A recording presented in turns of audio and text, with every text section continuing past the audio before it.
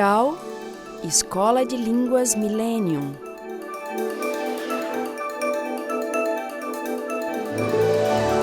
Próton Editora.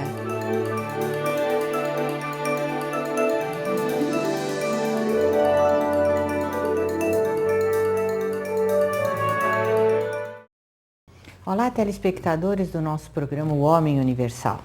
Estamos com os senhores mais uma vez para darmos continuidade à análise deste livro O Homem Universal. Hoje, mais especificamente, na parte 5, onde o Dr. Norberto Kepp trata sobre a filosofia da ciência. Então, Dr. Kepp, gostaríamos de ouvi-lo a esse respeito.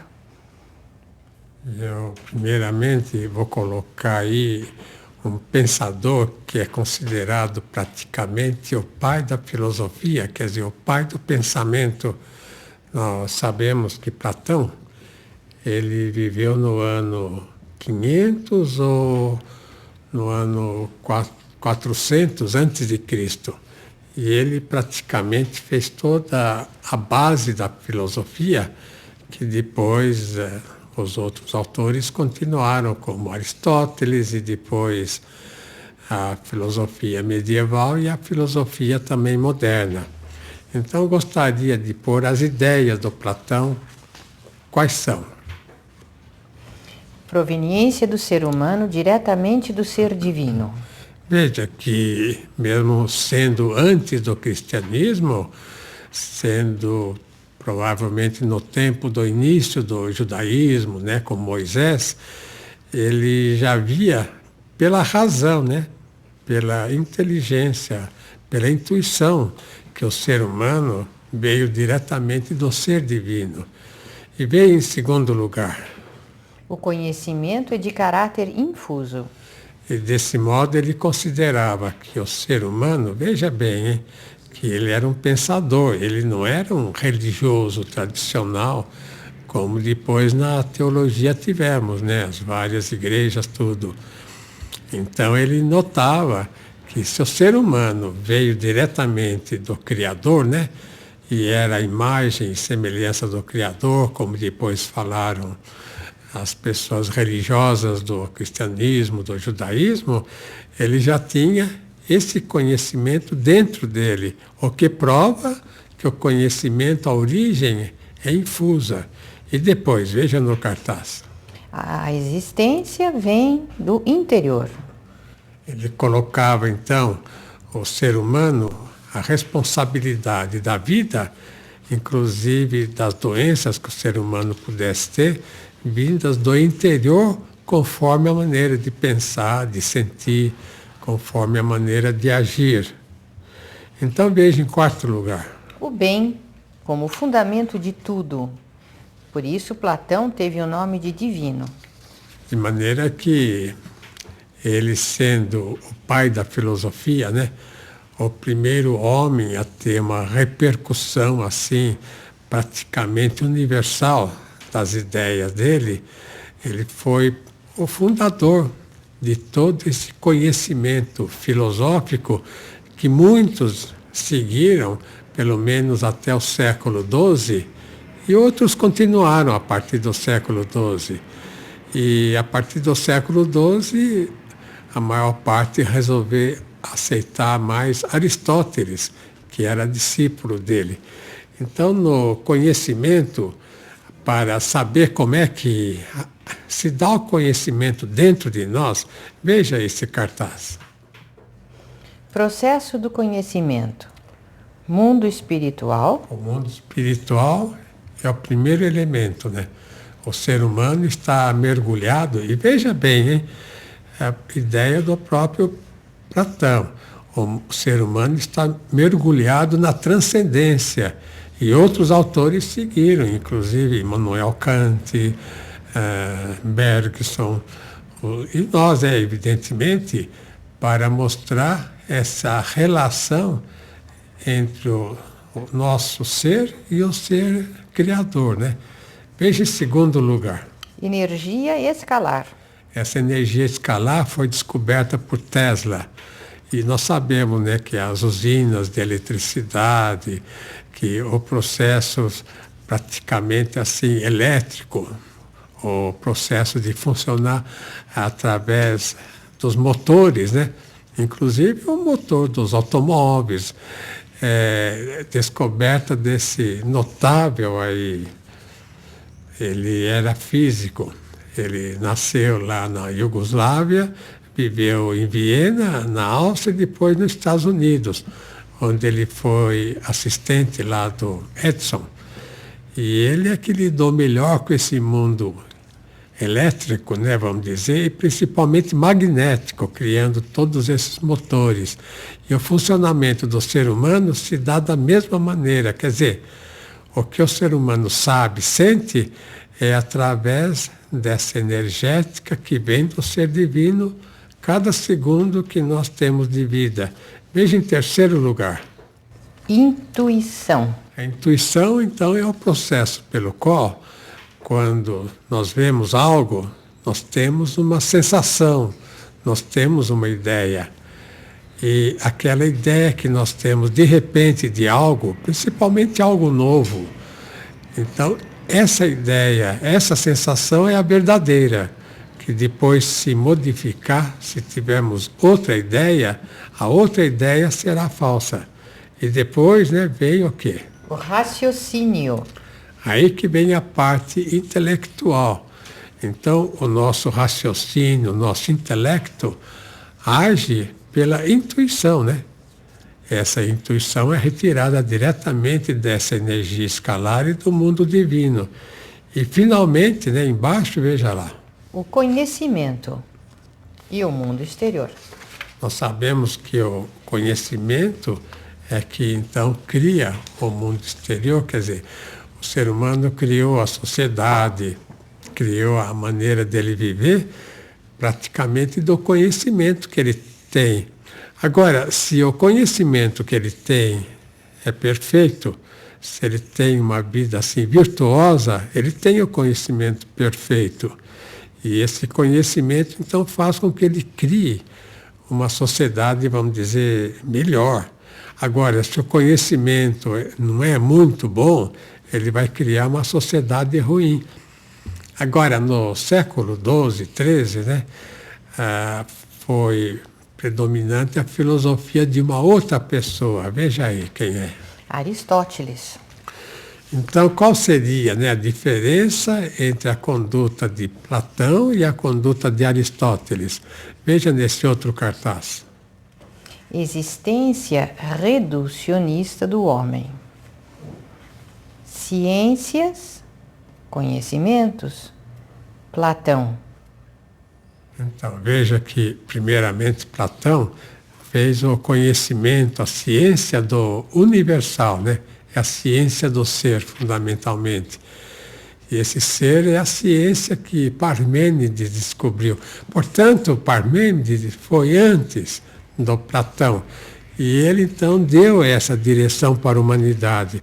Agora, vindo Aristóteles, veja novamente no cartaz.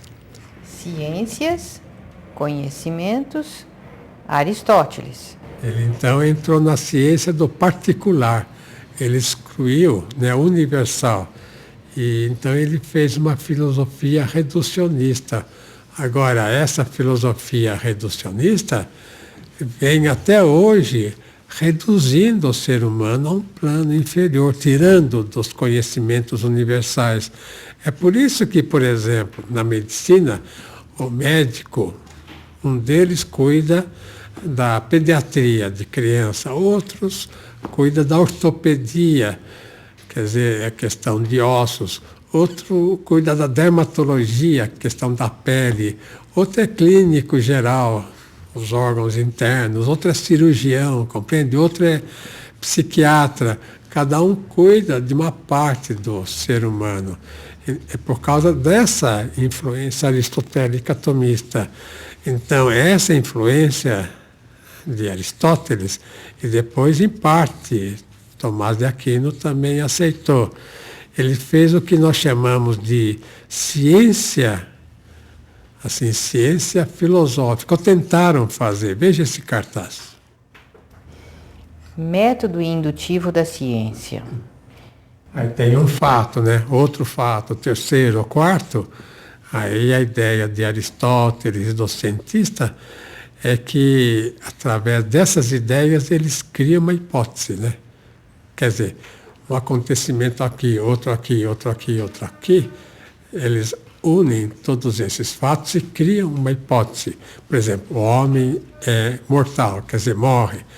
Então verifica que os seres humanos morrem, então tira essa ideia. E, então o ser humano é inteligente, por causa de Pedro, Paulo, Antônio, são inteligentes. Então cria a ideia que o ser humano é inteligente, e o animal não é, e o vegetal não é, mesmo que tenha alma.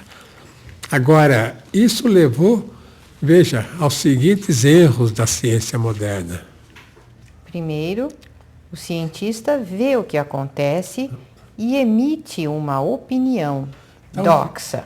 Então veja que a doxa, em grego, quer dizer ligado aos sentidos, uma opinião, uma ideia que pode ser certa ou não. Doxa é simplesmente um parecer, né? Eu acho que é assim. De maneira que a doxa é mais ligada ao sentido, já não é mais a intuição dos universais. Veja em segundo lugar. Por esse motivo, cada campo de estudo é diferente do outro. Em terceiro lugar.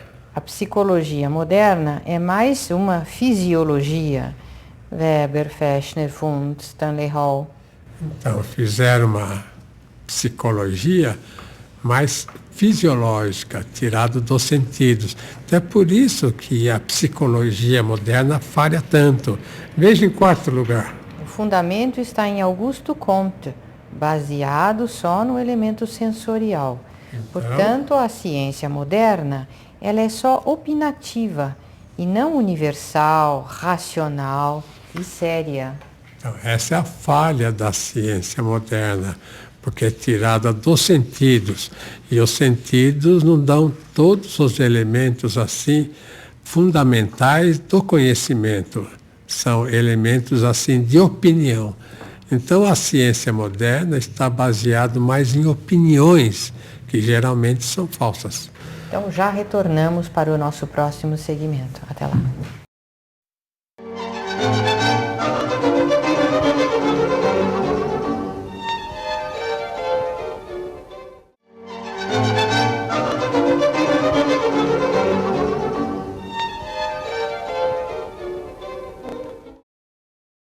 Então, neste livro, O Homem Universal, o Dr. Kepp explica que o conhecimento existe na mente humana antes de conhecê-lo.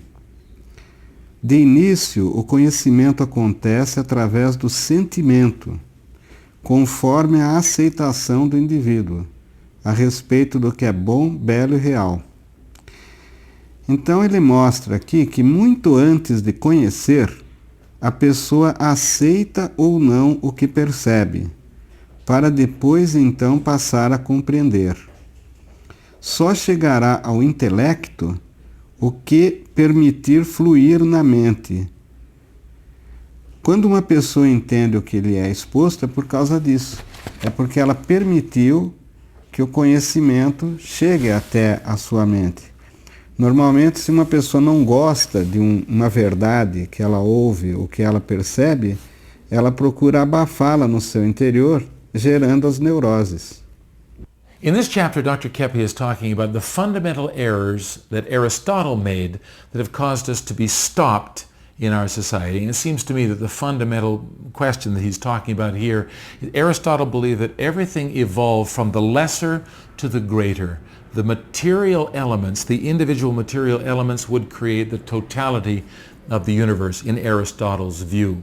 In this view, we can see science is still looking for the graviton, the small particle that creates gravity. Viruses create disease, we think. Man comes from apes. Love comes from chemical reactions. Always this orientation starts from the lesser and takes us to the greater. But actually there is already a total reality that already exists. And humankind has to come into alignment, into resonance with this greater reality. If we don't answer this question, if we don't disinvert this Aristotelian idea, we cannot hope to achieve progress in our society. Então, lendo esse capítulo, as inversões de Aristóteles levaram a humanidade a um beco sem saída. Então ele explica que o que está impedindo a humanidade de se desenvolver é essa premissa errada que existe na ciência, na filosofia atual, de que o conhecimento vem através dos sentidos. Essa ideia dada pelo Aristóteles, ele considera invertida. O Dr. Keppe, ele percebe que, através da experiência psicanalítica, que o ser humano ele tem o conhecimento infuso nele.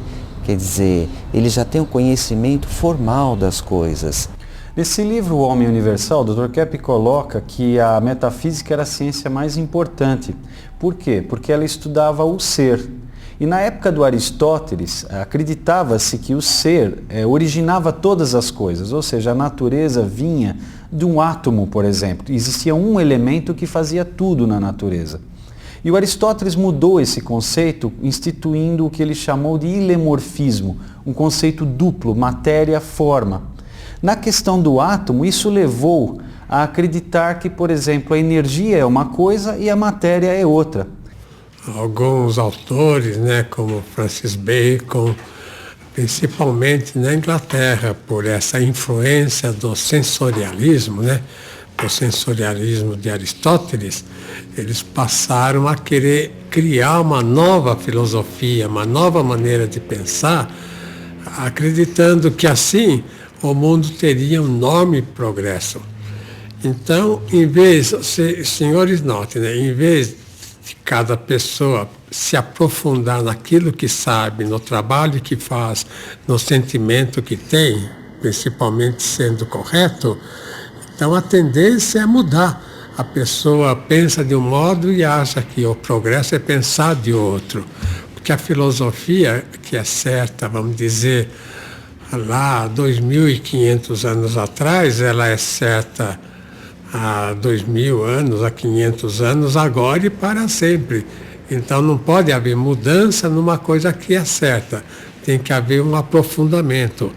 Então essa maneira de querer mudar tudo, né? Como na própria música. O rock, a música moderna, é diferente da clássica. E nós sabemos que a verdadeira música é essa música clássica, né? Como a pintura clássica, como a beleza, né? A estética, classicamente mostrou, principalmente a antiga Grécia e no Renascimento. Então veja o estrago que a ciência indutiva fez. Veja nesse cartaz. Tentativa de criar uma nova maneira de pensar. Então veja, né, que a tendência do ser humano é sempre criar uma outra maneira de pensar, como se uma outra maneira de pensar pudesse ser mais certa do que aquela maneira de pensar antiga, que é a correta, compreende? Então é a mesma coisa no trabalho, né? A pessoa enjoa de um trabalho, então quer fazer um outro trabalho, uma outra profissão, e não se aprofundar, né, nos trabalhos que tem atualmente, ou nos conhecimentos que tem, para ampliar, né, os horizontes. Então veja em segundo lugar. Elaboração de uma falsa argumentação. Então aí é elaborada, como eu escrevi, uma argumentação errônea, como se pudesse fazer uma filosofia ao contrário do que se fazia. Dedutiva, quer dizer, tirada da cabeça, antigamente. E agora indutiva, tirada dos fatos. Mas notem que os fatos não trazem nenhum pensamento. O pensamento sempre vem do interior do ser humano. A verdade vem do interior e também a mentira quando falseia a verdade. Veja em terceiro lugar. Destruindo o verdadeiro raciocínio, que é o dedutivo. Então, veja. Existe aí a tentativa de sobrepor o delirante sobre o racional. Então, a ciência moderna, ela fez essa mudança enorme, né? Tentando fazer com que o pensamento viesse de elementos superficiais, sensoriais, que já na antiguidade foi refutado. O Parmênides já dizia, né, que os sentidos não podem dar o conhecimento, que a mente é que traz o conhecimento, que os sentidos só registram assim elementos exteriores como a máquina fotográfica e não transforma o sensorial, a percepção visual, auditiva, olfativa, etc., táctil, não, também, em algo assim de pensamento. Não pode haver essa transposição, né, do sensorial para o mental. Veja essa sentença. A ciência é filha da filosofia e neta da teologia. Então, sem teologia e filosofia não existe uma ciência, pelo menos assim, correta. É por esse motivo nós temos também um programa Stop a Destruição do Mundo, que o mundo está sendo assim destruído porque o ser humano, a gente fala uma palavra interessante, inventa moda. Ele inventa, por exemplo, que tem água potável à vontade, ou então que tem floresta à vontade, ou então que pode poluir o ar à vontade, compreende? Então essa liberdade que deram ao pensamento humano, que ele pode pensar e fazer qualquer coisa, não tem importância, é que está destruindo o mundo. Veja um esquema que eu fiz, um esquema da realidade humana e social, que dá uma pequena explicação de onde que vem, né, o pensamento, de onde que vem as artes, de onde que vem a própria teologia. Esse esquema da realidade humana e social está contido nesse livro Sociopatologia que o senhor escreveu, para informação dos telespectadores. Então aí o senhor coloca o centro de tudo é o bem, né, Dr. Kepp? Que é o fundamento da civilização e do homem. Ação e do bem pura. E do bem, da ação pura, partem todos os outros elementos. Veja lá, na base tem a espiritualidade, né, que a ação pura faz, e a teologia. E depois a ação pura faz a verdade. Depois os dois fazem a estética, né, a beleza. E do outro lado, a espiritualidade, então, cria o bem, né, porque o bem é espiritual, verdadeiro, e a ética. Agora, do outro lado, a teologia cria a filosofia e a experimentação, que é ligado às artes. De maneira que, para o ser humano conseguir fazer uma filosofia certa, além da teologia, e uma experimentação, quer dizer, a parte de experimentação é ligada à estética. Para fazer uma estética verdadeira, tem que ser teóloga a pessoa e também filósofa. Quer dizer, o ser humano, ele não é assim, só cientista, só pensador, só espiritualizado, né, teólogo. Ele é tudo. Agora, nessa orientação da ciência moderna, então vai separando o indivíduo, vai tornando a pessoa menos capaz de pensar, menos capaz de sentir, como os aparelhos, né, os computadores, né, que são digitais e se baseiam na matemática e que tira muito a acuidade mental do ser humano. Agora veja o outro cartaz. O que o ser humano não sente, ele não conhece. Então, veja que o pensamento, né, que a verdade, a filosofia, vem da teologia, que é o sentimento. Então é sempre um triângulo, né? Até uma imagem inspirada em Hegel. Hegel colocava a análise, né? Depois a anti-análise, depois a síntese. Então ele colocava o sim com o não para fazer a síntese, para fazer o terceiro elemento. E nós, baseando nele, nós colocamos dois elementos existentes, como aliás a ideia até do ser divino, o Pai, né, que é o sentimento, o Filho, que é a verdade, Cristo, e o terceiro elemento, que seria o Espírito Santo, que é a beleza. Então são sempre dois elementos exatos para fazer um terceiro. E se não for assim, a pessoa fica mais ou menos assim confusa no seu pensamento e na ação, se tornando assim mais ou menos doente. Quer dizer, nós vivemos esse triângulo dentro de nós que é fundamental para ter equilíbrio, saúde e fazer uma sociedade melhor. Voltamos já.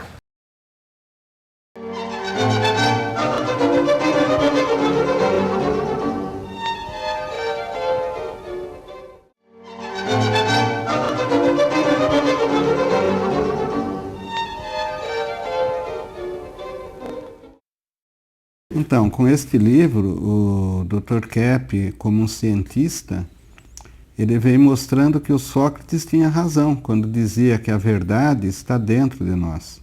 O Dr. Kepp fala que não é só a verdade, mas também a bondade e a beleza. E que os universais são os conceitos, o entendimento de tudo que existe que já está na nossa mente. Então ele diz aqui que uma das características dos universais é que eles estão acima do entendimento, sendo eles que fornecem o conhecimento. Eles estão em uma região desconhecida, intermediária entre o ser humano e a transcendência. Por isso que Tomás de Aquino, seguindo Aristóteles, disse o seguinte, que os universais são eternos, onipresentes, estão em todo lugar, né? Imutáveis, ligados aos singulares e predicáveis. E quem não tem contato com esses universais não consegue adquirir um verdadeiro conhecimento. Aqui na página 96, diz o Dr. Kepp, o primeiro e grande mito da civilização moderna foi a ideia de que poderia ser organizada uma nova maneira de pensar, através do processo indutivo, ao contrário do dedutivo, que é típico da filosofia.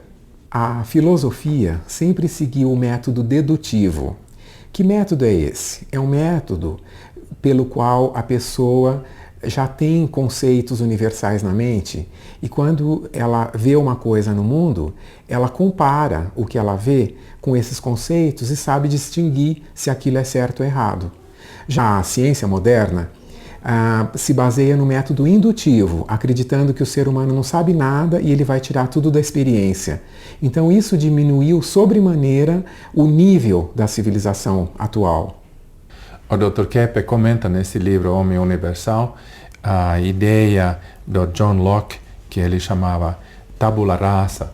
A ideia dele, do John Locke, é que o ser humano não sabe nada, senão o que ele aprendeu através dos sentidos ou na escola, nos estudos, etc. Mas na realidade nós temos conhecimento universal. Por exemplo, eu lembro quando éramos crianças, nós fizemos pinturas na aula de arte. E depois, todas as crianças, nós avaliamos as pinturas. E toda criança tinha ideia formada, mesmo que nenhuma criança tinha estudado estética. Mas nós fizemos avaliação baseada na estética. Outro exemplo, eu lembro uma pesquisa muito grande que custava milhões, onde eles queriam provar qual é o melhor alimento para nenê. O resultado da pesquisa era que o leite da mãe é o melhor alimento, mesmo que todos os seres humanos, incluindo nenê, sabem disto. Então veja que eu fiz um cartaz para mostrar de onde que vem o conhecimento, né? Veja o que fala. O que o homem pensa já está anteriormente em sua mente. Então, os senhores podem estranhar falar algo nesse sentido, mas note que a verdade, né, a beleza, o bem, vem de fora, vem, vamos dizer, nessa energia escalar, que é praticamente transcendental, né, como o Ortiz falou, né? Algo acima do conhecimento. Então, para o indivíduo conhecer bem, ele tem que ser submisso a essas, vamos dizer, inspirações, né? Essa intuição que vem à mente. Então, vendo um grande artista, o Mozart, por exemplo, Wolfgang Mozart, como é que, com tenra idade, ele tocava violino e piano também. tinha uma enorme genialidade e já compunha. Ele compôs uma ópera com 8 anos de idade. Ele foi uma vez lá na Capela Sistina, né? Lá no Vaticano, e tinha uma missa lá muito bonita que ninguém podia ver as notas como é que eram para ninguém copiar. Então ele ouviu a missa e copiou a missa inteirinha. Então veja, uma pessoa que tem genialidade, que tem capacidade para um campo, é porque ela permite que aqueles elementos, né, transcendentes, né, o ser em si, essa energia escalar, entre na mente dele e então ele consegue ser muito mais desenvolvido do que os outros. Então veja em segundo lugar. Compreender é reconhecer o que já existe na mente. Veja que a palavra compreender, né? O que é compreender? É aprender com. Apreender com, compreende? Então é algo que o indivíduo é humilde assim na conduta, e ele se deixa assim ser receptivo para o conhecimento, para o bem, que existe muito mais no mundo exterior do que nele, quer dizer, no mundo transcendente, né? Veja em terceiro lugar. O conhecimento vem primeiro da intuição e depois do raciocínio. A experimentação científica apenas comprova se o pensamento está correto ou não. Notem, né, que não é uma filosofia que se forma, esse chamado filosofia da ciência, é uma filosofia que seria formada pela experimentação. Mas o que vem na mente do ser humano, então é um processo de intuição, de ciência infusa mesmo, que depois o ser humano, tendo uma ideia, põe na prática, para ver se aquilo funciona ou não. Então, o que é uma ciência? Uma ciência nunca é indutiva, é totalmente dedutiva, que o ser humano, até a matemática, pensa e coloca em questão de fórmulas. Só que, como o ser humano não é totalmente equilibrado, pode fazer fórmulas totalmente errôneas, então chegar sempre no fim desastroso, né? De um esquema assim que cria na própria mente. Agora, veja essa sentença que eu coloquei. Do nada não vem nada, mas tudo vem do divino. Não é costume falar que o ser humano foi criado do nada, que tudo que se faz do nada. É interessante essa ideia, porque eu quero dizer o seguinte, que do nada não vem nada, não pode vir nada, que tudo vem de algo superior, que sempre é algo maior que faz o menor. Então, não só o ser humano, mas o pensamento, o sentimento do ser humano vem de algo superior de fora. E se ele é receptivo ou não, então ele vai ter uma alta cultura, uma alta inteligência, ou se ele não for receptivo, ele não vai conseguir se desenvolver. Então é uma questão de aceitação ou de rejeição ao que vem nele, na mente dele. É por isso que a física, né, é importante para conhecer a questão, vamos dizer, espiritual, que não pode falar corpo e alma, mas a gente pode dizer o físico e o transcendente, que é praticamente chamado de alma, numa questão assim errônea, porque é uma só energia. Mas é conhecendo bem a física, os movimentos corpóreos, o corpo, como é que funciona, é que a gente pode saber, vamos dizer, a vida interna do ser humano, a vida psicológica. Sem física, sem o conhecimento da física, não há um conhecimento psicológico correto. Veja um outro cartaz que eu pus. Interiorização. Interiorização não é introversão, é o contato com o próprio interior. Então notem que, ao contrário dessa questão da ciência, né? Da ciência tirada vamos dizer, da experimentação, que é uma filosofia assim tirada também da experimentação, que a questão do interior é a fundamental para a pessoa conseguir ter equilíbrio, porque o nosso programa é geralmente para mostrar a questão de saúde. Então, se o ser humano é virtuoso, virtus em latim, né, quer dizer força. Se o ser humano é virtuoso, quer dizer, se ele empenha, se ele faz um sacrifício, se ele empenha no trabalho, se ele empenha no estudo, se ele se empenha em ser bom, etc., isso requer um esforço muito grande. É o sacrifício. Então, o que é o sacrifício? É o esforço que o indivíduo tem que fazer para ser inteligente, para ser capaz, para ter progresso na vida. E essa ideia está sendo deixada de lado com grande prejuízo para a civilização. Veja em segundo lugar. Interiorizar é ver a problemática dentro de si próprio. Quando na prática algo não vai bem, tem que ver o que acontece no interior do ser humano, que algo no interior dele também não vai bem. Veja em terceiro lugar. Na interiorização, advém o processo de desinversão.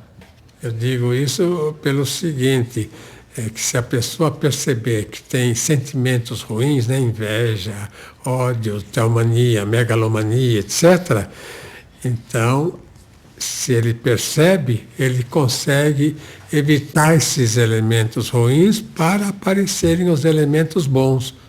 Veja em quarto lugar. Interiorizar é encontrar a sanidade.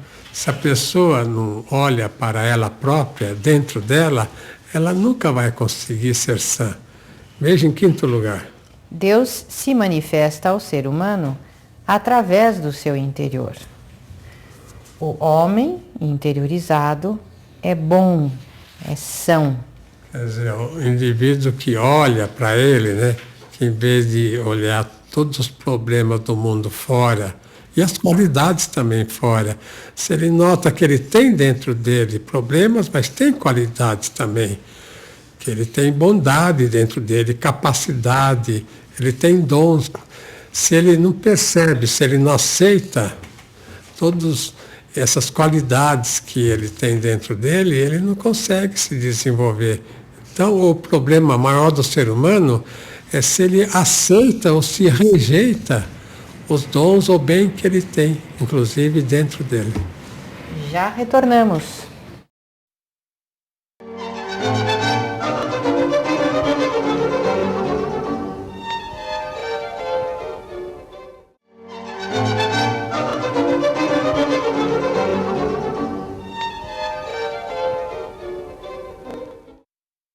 Então, todos os grandes gênios que descobrem algo, ou, por exemplo, Santos Dumont, quando fez o avião, ou outros gênios, eles não estudam na academia para aprender a fazer aquilo. Eles retiram esse conhecimento dos próprios universais.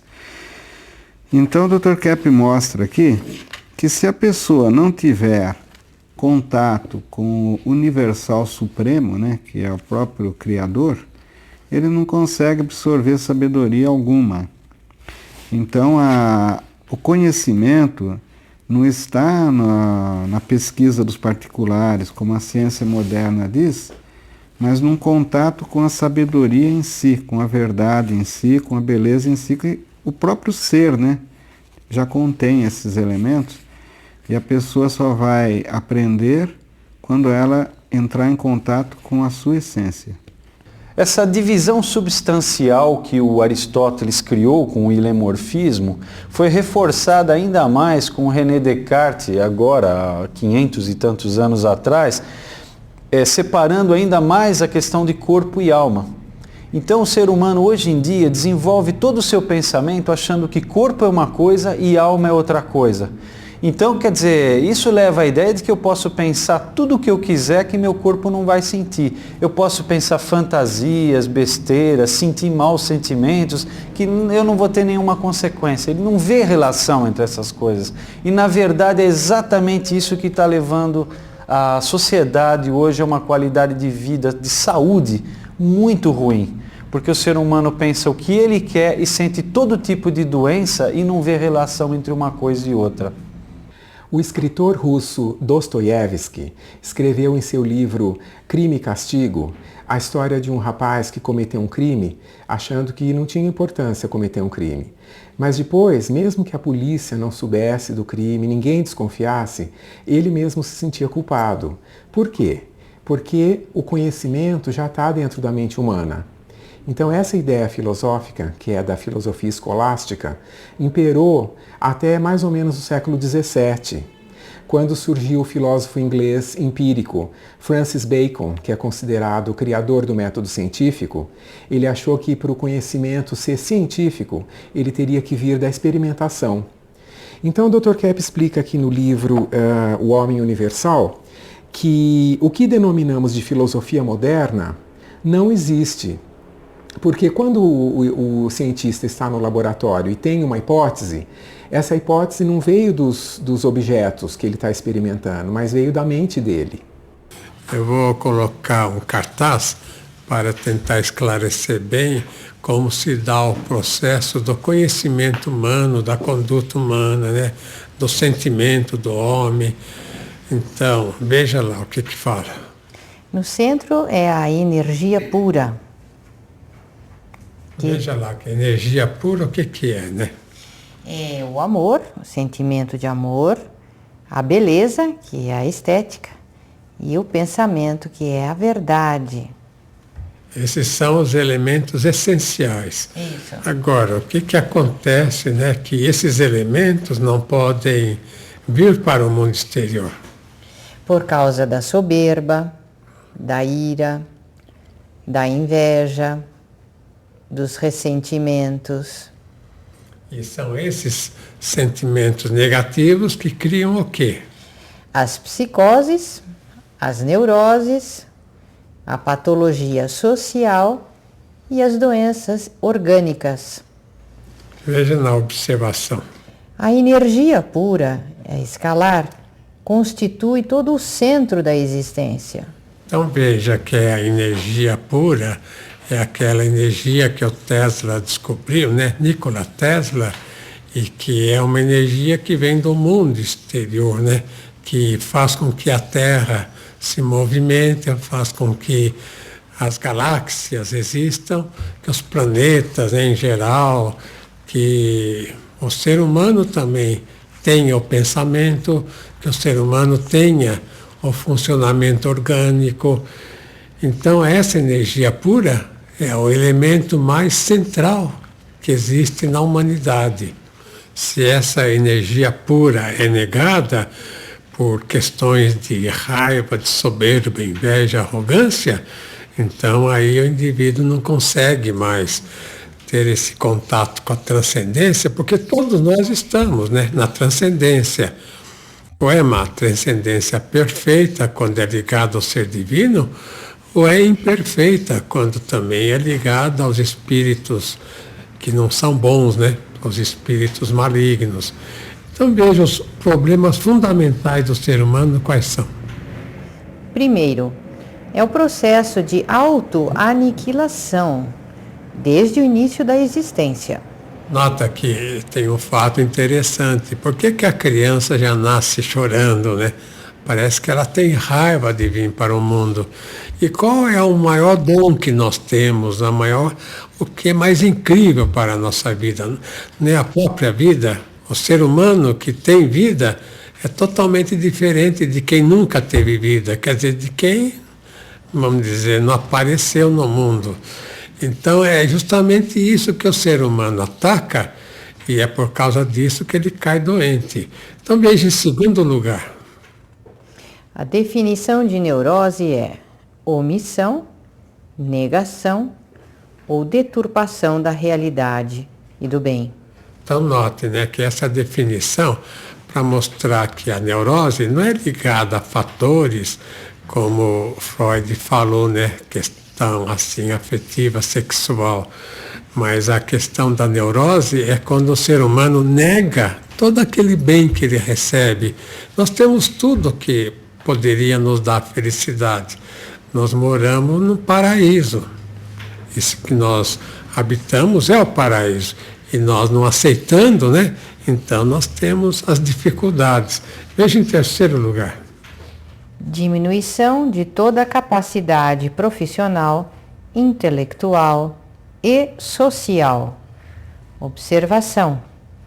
São estas atitudes que causam todas as doenças do ser humano. Então, notem, né, que o ser humano fica doente por quê? Porque ele é ingrato, né? Porque ele não quer o bem. Então, parece algo difícil de entender, mas eu escrevi um livro, A Origem das Enfermidades, onde eu mostro isso, que a maior dificuldade que o ser humano tem, isso as mães, os pais, né, notam já nos filhos desde criança, é aceitar o que é bom para eles. Então notem que o que é ruim, né, as travessuras, atitude assim, até maldosas, né, de atacar os animais, de atacar as outras crianças, essa atitude causa muito prazer. E a atitude de ter uma vida assim equilibrada causa muito sacrifício. Veja esse cartaz aí. Tudo o que parece sacrifício é um bem, e o que parece prazer é geralmente um mal. Então, notem que o ser humano ele quer viver no prazer, mas ele não verifica se esse prazer que ele quer viver, por exemplo, praticar o roubo, né? Ele acha que fazendo outro de bobo, ele tem um prazer enorme. E tem mesmo, mas essa atitude de roubar tira dele a chance dele ser feliz. Por quê? Porque o roubo sempre é uma atitude de roubar o que a própria pessoa tem de melhor dentro dela. Então, uma atitude até no trânsito, né, de cortar o outro, de avançar no lugar do outro, ou então de ir devagar à esquerda, como muitos fazem, para atravancar o trânsito. Tudo isso parece que a pessoa tira prazer pensando que está atrapalhando a vida do próximo, e não que ela está prejudicando a si própria, porque ela está criando um processo assim de desgaste do próprio interior, dos próprios bens que tem. Veja uma pessoa muito famosa na história. Eckhart. O que ele fez? Veja o cartaz. O mestre Eckhart, do século XIII, disse o seguinte: o ser humano tem de se livrar de si mesmo e de todas as coisas. É ele que criou a linguagem alemã moderna, né? E veja essa ideia dele, que o ser humano é que causa problema para ele. Todos os problemas que o ser humano tem, ele que causa. E é sempre no sentido dele destruir a si próprio. Veja em segundo lugar. Ao se livrar de si mesmo, seu ser vai se divinizando. Em terceiro lugar. Nesse caso, acontece o encontro com Deus, que ama o interior do ser humano e não o exterior. O mestre Eckhart praticamente formou a língua alemã e a sua filosofia. Veja aí, eu vou pôr um aforismo para ver o que ele fala. Se a pessoa não está no bem, ela não está com Deus. Quer dizer, não está no bem divino, né? E finalmente o último aforismo. Qualquer mal comprova a existência do bem, porque ele é simplesmente a sua ausência. Então nota que qualquer pessoa, mesmo praticando o mal, ela no final está ajudando a humanidade a compreender que se existe aquele mal, existe um bem muito maior atrás dele que ele está prejudicando. Quer dizer, o ser humano, o maior problema que ele tem é se prejudicar a si próprio. Se ele aceitar a ele, o bem que tem nele, ele vai ser feliz. Então, Até. até a próxima.